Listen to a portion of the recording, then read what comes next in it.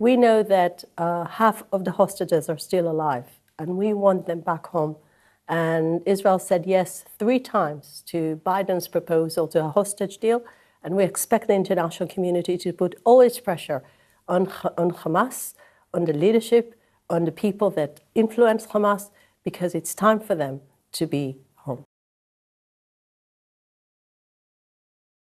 Israel has 0 war aims. We just want our people to be safe and secure in their homes. And something that we couldn't make at the 7th of October, as you know, people felt they lost their security. And this is the first obligation of every government, to make sure the people will feel safe in their bedrooms. Hezbollah had a plan. We just exposed that. The IDF spokesperson just showed the underground tunnel that was supposed to go into Israeli villages and to commit exactly the same invasion and brutalic attack on innocent civilians. So the 7th of October was a plan that Hezbollah had to commit on our Galilee, on our northern border.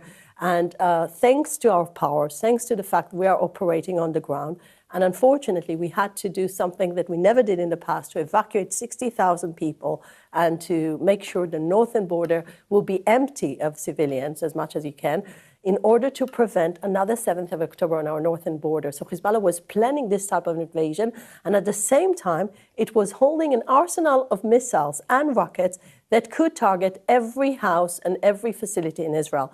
And this is something we eliminated in the last operation that Israel did. 60% of the arsenal is already eliminated.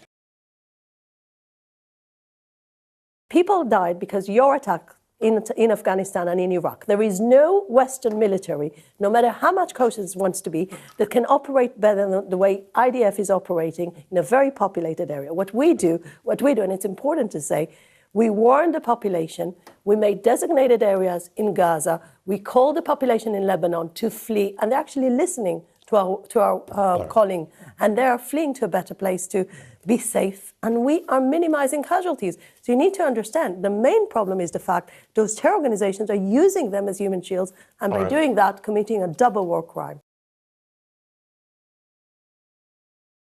All options on the table now. The Prime Minister said it very clearly, that he won't allow this type of threat to continue. Iran has a very strategic plan about how it wants to destroy Israel. It created this ring of fire around us through its proxies, and at 14th of April and last Tuesday, they were attacking Israel direct. As I said, 300 UAVs and ballistic missiles. We're speaking about the 180 missiles. This type of things, Iran did a mistake, and Iran will pay for this mistake. We're saying that loud and clear. And we're saying to our allies, if you want to prevent from Iran to be that aggressive, you need to join us fighting them by proscribing the IRGC, because it's acting and behaving like a terror organization, and at the same time to impose more sanctions on the Iranian regime. They need to pay.